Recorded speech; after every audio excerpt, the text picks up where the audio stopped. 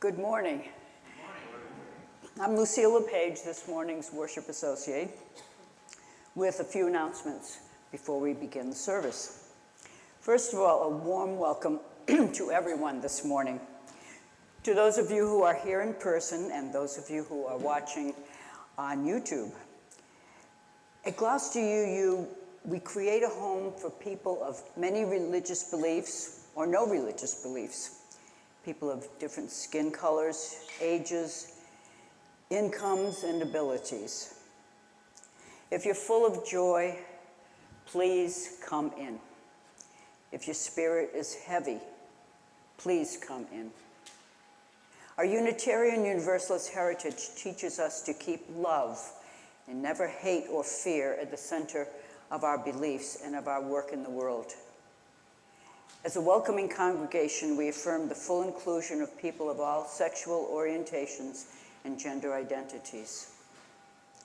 A very warm welcome to any visitors with us this morning. If you'd like to get connected and learn more about our community life, please take a moment to fill out a yellow pew card, which should be located on the back of the seat in front of you, or you can sign the guest book in the entry house. We hope you'll join us for refreshments downstairs in our social hall following the service, so we have a chance to connect in person. Our child care staff person, Kiana, is downstairs, looking forward to doing some projects with any young people who might be here today. If you've been coming for a while and want to have a name tag made, there is a sign-up sheet at the back of the sanctuary on the table. If you sign it, there should be a name tag for you the next time you come on the table. And to make it easier for everyone to get to know one another, let's all get in the habit of wearing our name tags. I'm a person who really appreciates name tags since I sometimes have a brain freeze. So it's very helpful to see the name right there.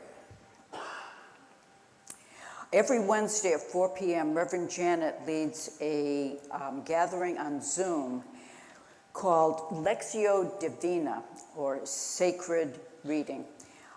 This is open to everyone, and if you're interested and would like to participate, the Zoom invitation is in each week's Friday email.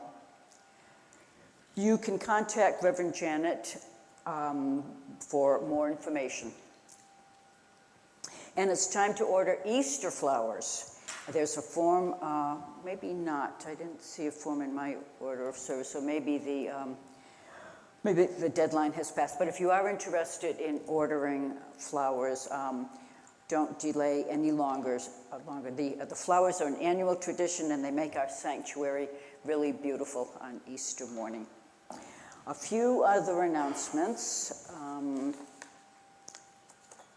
And also, there are always a lot of announcements in your weekly email newsletter, so you don't want to miss anything, so I hope you are checking those announcements every week. Please stay after the service for lunch downstairs in the social hall. Everyone's invited, including and especially visitors. There will also be a short talk after or during lunch, and a question and answer led by our finance chair and treasurer. You'll get to hear how we're doing financially, the impact of your pledges and donations, and the crucial factors that influence our church budget.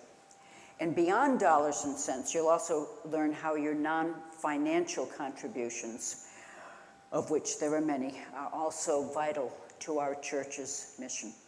Don't miss this opportunity to share, to follow our shared journey. And also, don't miss lunch.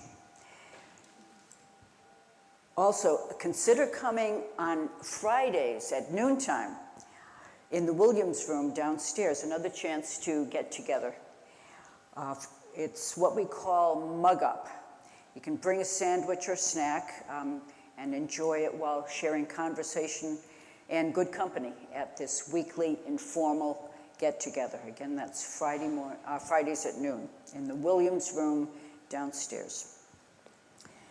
And as I mentioned, there's more news in your weekly email church announcements, so you'll want to make sure to find that newsletter each week on Friday, so as not to miss out on what's going on in our church life. If you're not receiving the announcements and would like to, just call Christine in the church office on a weekday morning.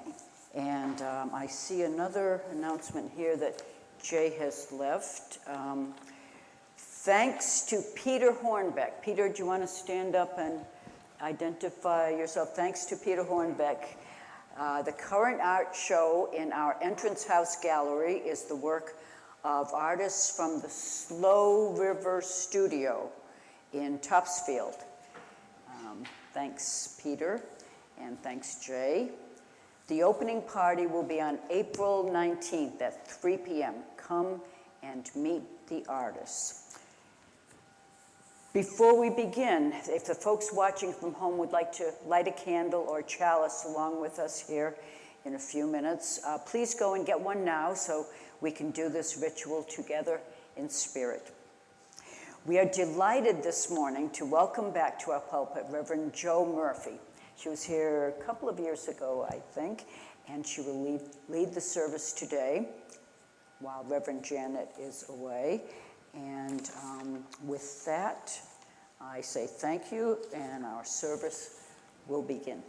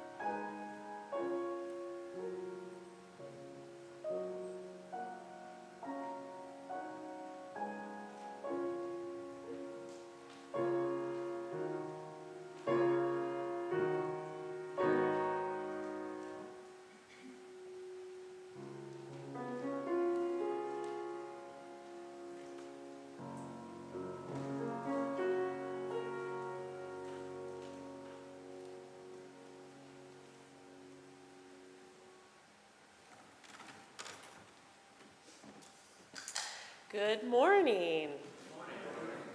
My name is the Reverend Jo Murphy. It's great to be with you here this morning on a very dreary April morning, but very light and warm in here. I am the Executive Director of UU Mass Action, or the Unitarian Universalist Massachusetts Action Network. We are an action network that does advocacy in the realms of climate justice, immigration justice, housing economic justice, decarceration, and immigration justice, working with congregations such as yourselves to mobilize and organize around the issues that our frontline partners tell us are the most important. I also am a chaplain at Beth Israel Hospital, often on the weekends, and I have a 2-year-old daughter whose birthday is today. So welcome in. Let us worship. Welcome into the space, reminding ourselves that not only is this space a sanctuary, but we hold sanctuary between, amongst, and within us. Let us feel the many sanctuaries, and let them be sanctuaries of love, of action, of worship. Let us worship.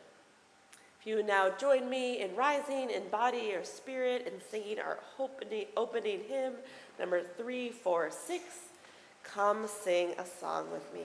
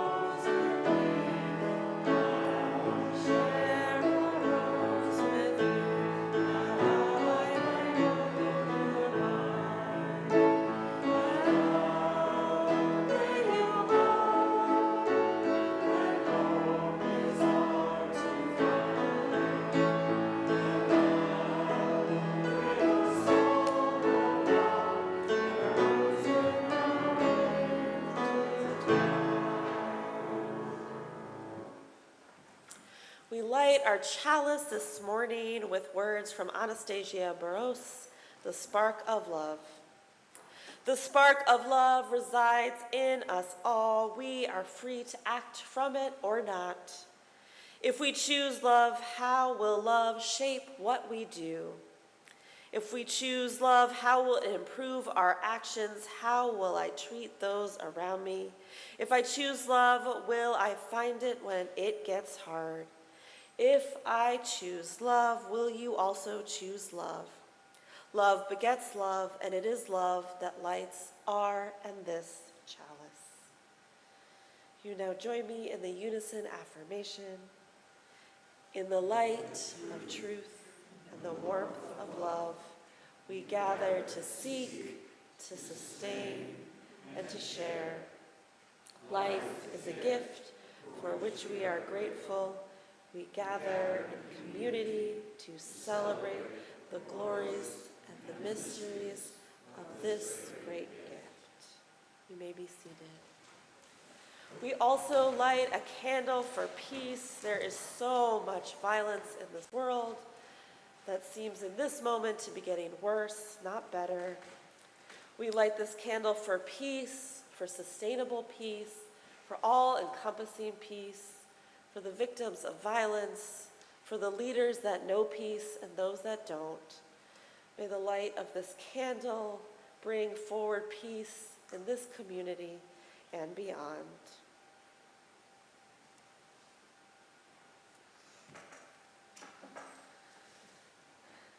For our prayer this morning, I have a poem by Nahira Waheed. The hard season will split you through. Do not worry, you will bleed water. Do not worry, this is grief. Your face will fall out and down your skin. There will be scorching, but do not worry. Keep speaking the years from their hiding places. Keep coughing up smoke from all the deaths you have died. Keep the rage tender. Because the soft season will come. It will come loud, ready, gulping, both hands in your chest, up all night, up all of the nights to drink all damage into love. Let us breathe in and open our hearts to the hard times and the times that will come after.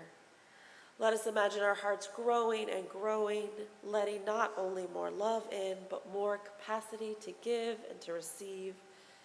Let us breathe in to receive. Let us breathe out to give.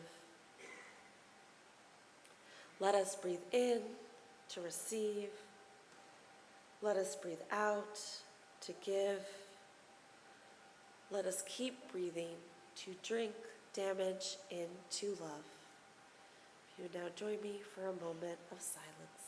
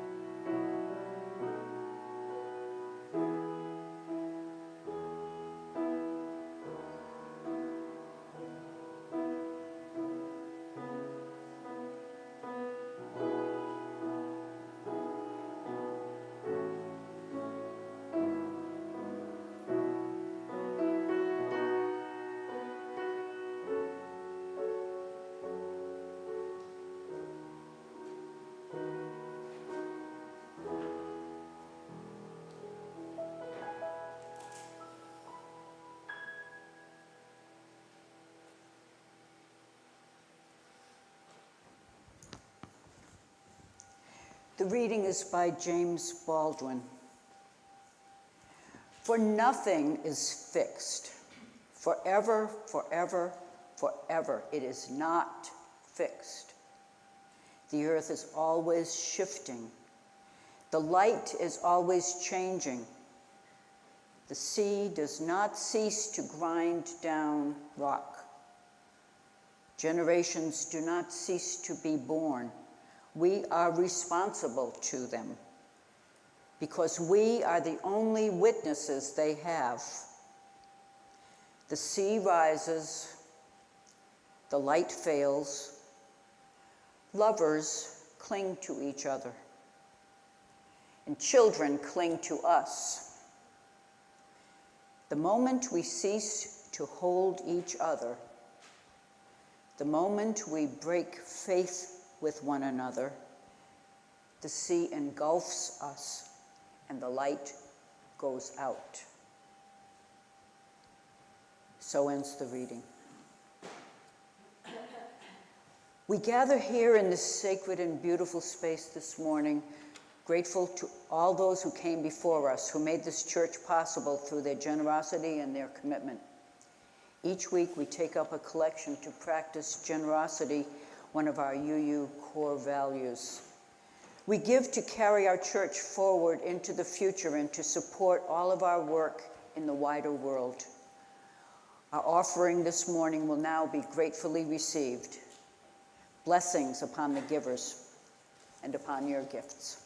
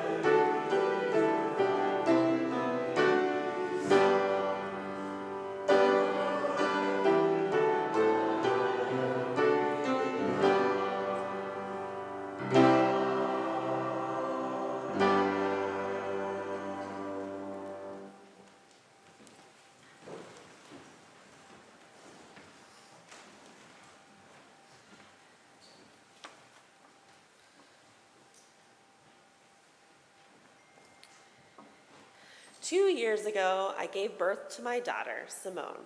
It was a chaotic event. This event was made more chaotic by the fact I refused to believe I was in labor. I insisted to my friends, my family, and coworkers that the pain I was feeling that was making me curl up into a ball during calls and meals and work meetings were not labor pains or contractions, but Braxton Hicks, often called the false labor pains that are tightening and contracting of the muscles to prepare for contractions. Let me tell you, they're not Braxton Hicks. And yet I persisted to pretend they were. I went to a jazz concert with my housemates, I finished up work, I ate a giant burger, and I went to bed while I was headed into hour 20 or so of labor. It took me longer than you'd think to get to the hospital, but luckily I had an appointment the next morning, so I had no choice but to go. When I finally was in the birthing room, it was chaos. And I'm not necessarily talking about the mathematical term of chaos, but the confusion type of chaos, the uncertainty, disorganization, unpredictable type of chaos. But it was some of the most beautiful chaos I've ever been a part of. Everyone around me, including my body, seemed to know exactly what they were doing. And my daughter, who was insistent on coming into the world 2 weeks early, also seemed to know exactly what she was doing. I gave birth with a midwife at Boston Medical Center, a chaotic hospital that even with a lovely midwife at your side is full of beeping and smells, all things hospital. My room contained many machines that beeped, equipment to monitor the baby's heartbeat, nurses coming in and out. All of this coupled with my birthing playlist, a playlist I had invited family and friends to add songs and music to, and my youngest sister, though an adult, still youngest sister, added the song Baby Shark. Don't worry, if you do not know the song, I won't sing it, and that is a gift. A song that has seemed incredibly to have remained viral for a wild amount of time. We were all there in the chaos. My friend that drove me to the hospital after a lot of insisting, my other friend who had been my comrade during birthing classes, the midwife, a random array of nurses, and a baby that had started to push her way out. All of us gathered in chaos, gathered in beauty, gathered ready for new, fresh life. Gathered still amongst the beeping, the smells, the blood, the ever so delightful tune of Baby Shark, ready, waiting for my daughter, Simone. Martin Luther King Jr., in his book on hope and economic justice entitled Community or Chaos, notes, "We are confronted with the urgency of now." He continues with, "This may well be mankind's last chance to choose between chaos or community." This has made me think about community and chaos and if this really is a true dichotomy. After all, life is chaos. Even taking away the chaos of humanity, our natural world survives and thrives on chaos. As the writer and activist Adrienne Murray Brown notes, accepting that the chaos is normal and natural will help us claim our creative potential in it. Accepting the chaos allows us to stop demanding impossible things from each other, such as clear prophetic answers on how everything in the future is going to work. Instead, it will shift into inviting each other into the co-creation of futures that work for us. Ecosystems are incredible communities of chaos, communities and relationships that are unpredictable but that keep everything alive and well, that keep the system going.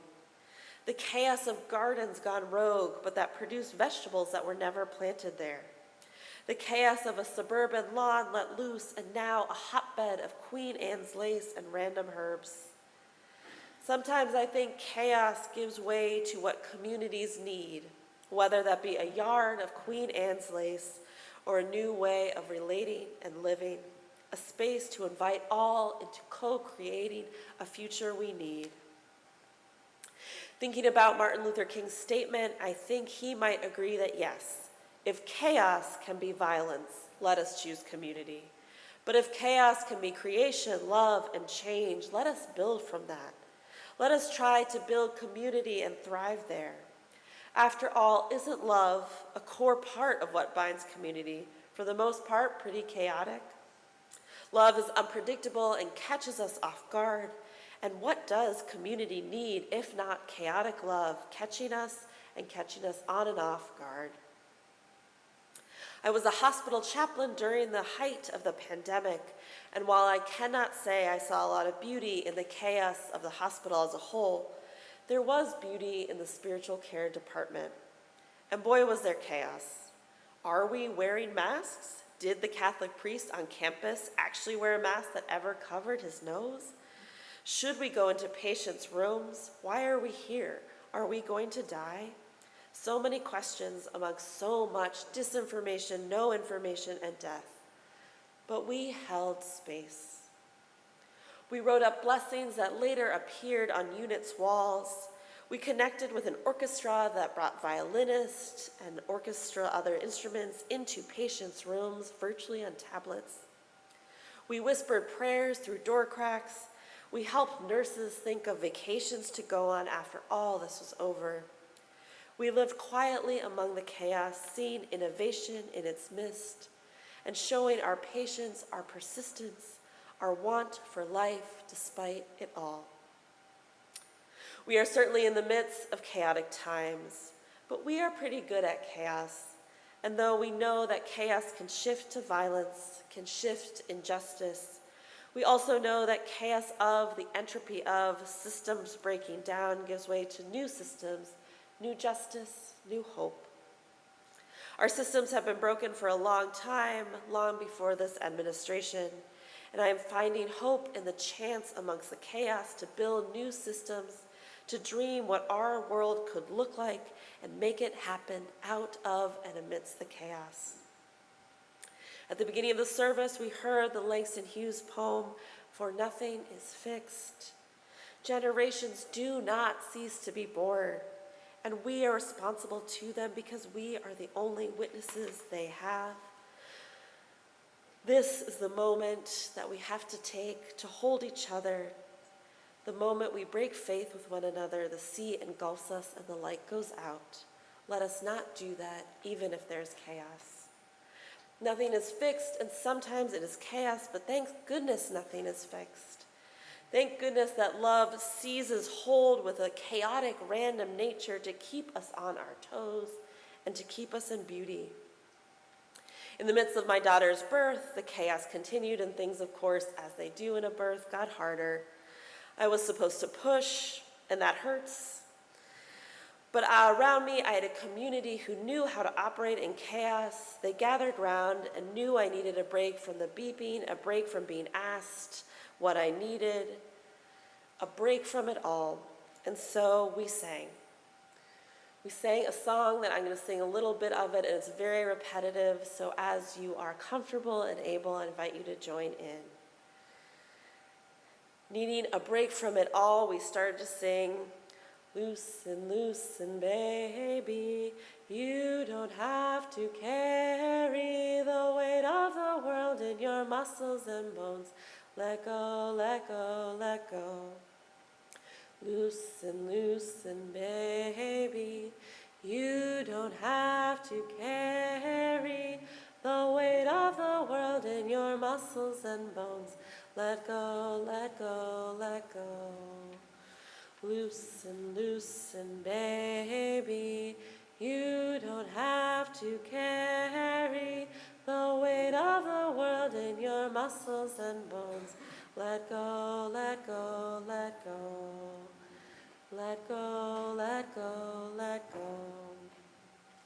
One of the beautiful things I find about chaos is a space it gives for both possibility and for rest.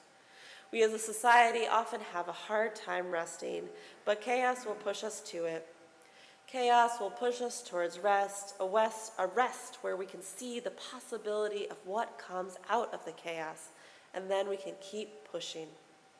In order to make it through the chaos, we need to rest, ground ourselves, breathe, connect to something greater than ourselves. That is how we find our way through.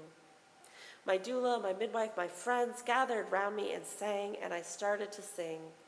Time stopped for a bit, and the nurses stopped bustling, and though looked slightly confused, smiled.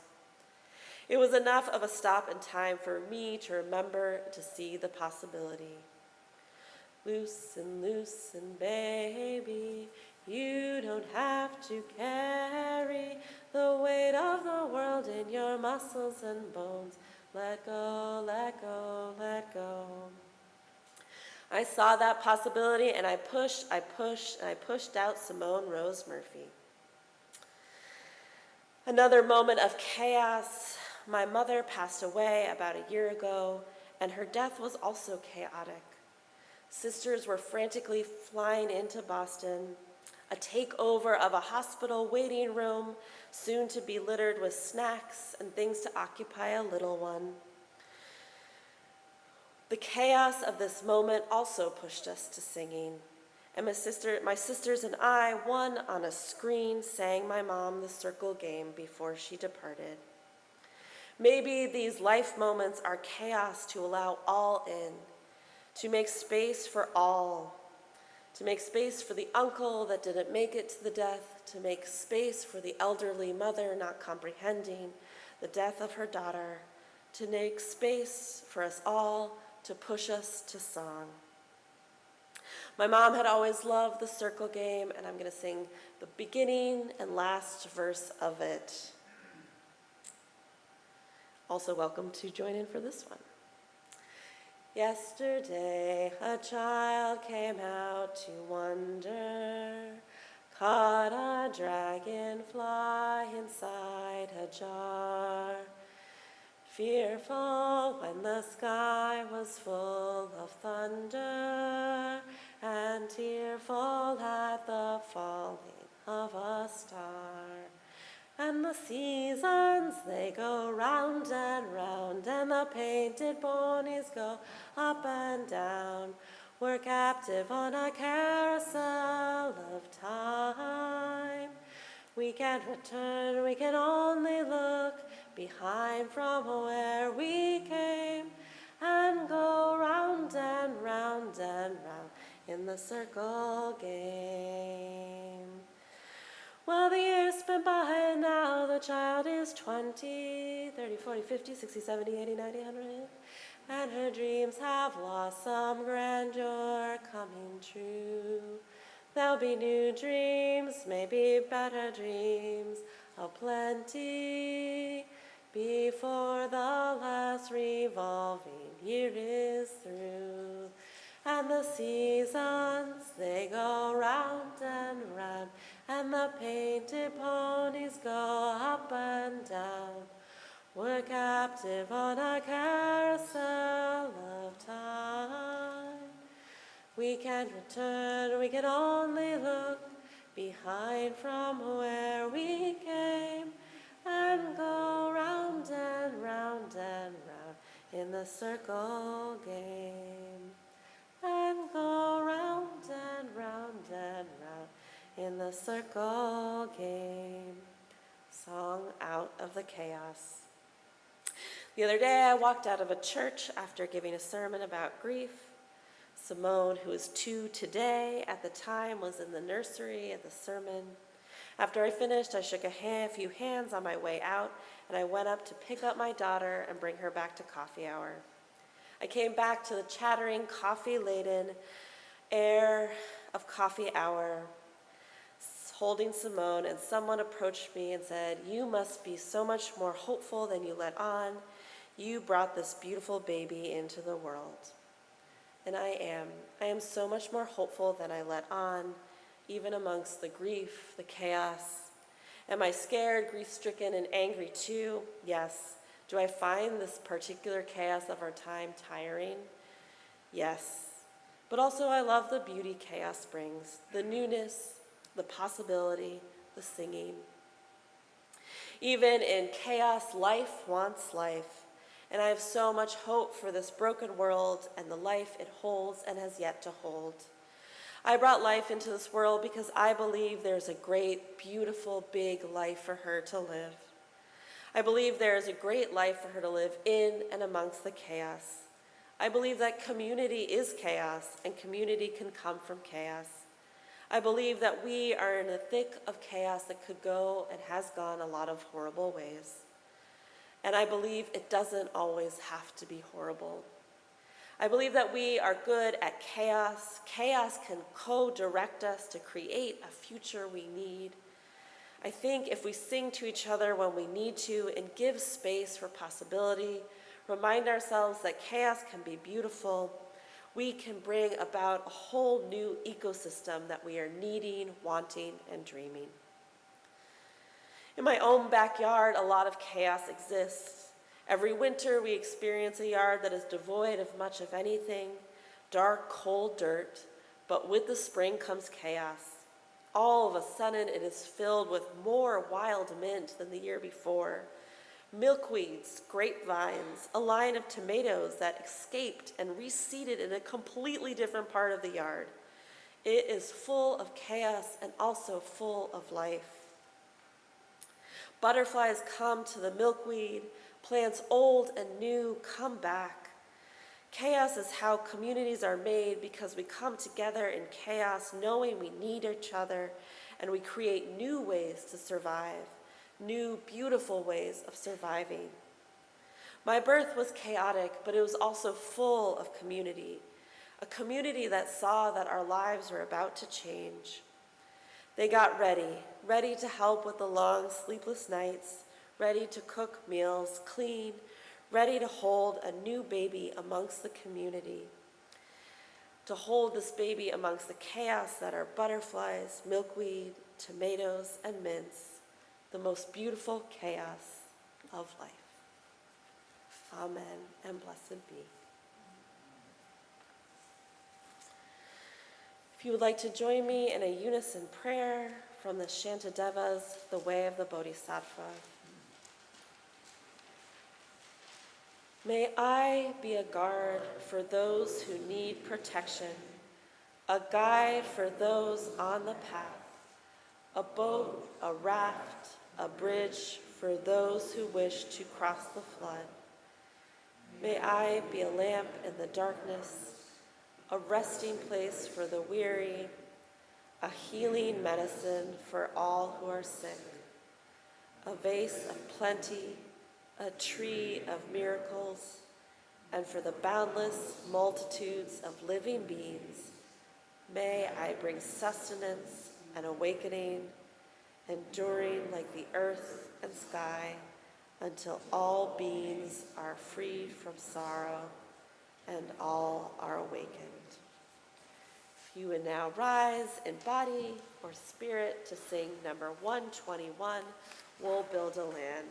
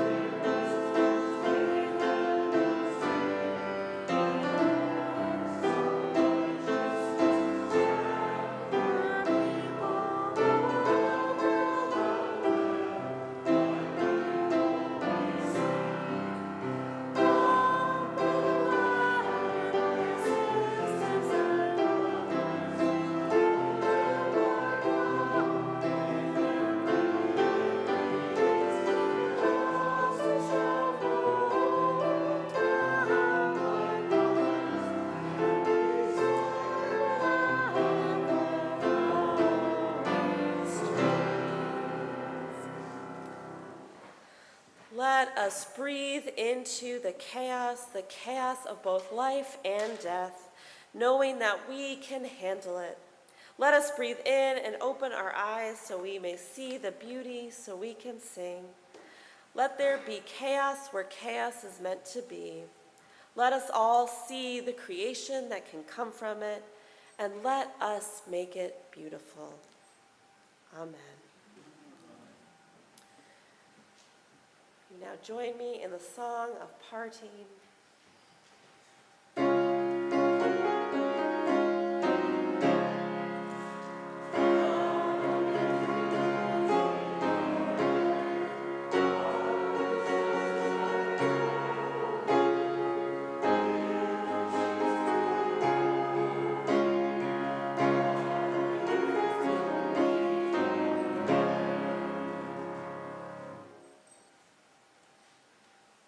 We extinguish this flame of the chalice, but not the light of truth, the warmth of community, or the fire of commitment.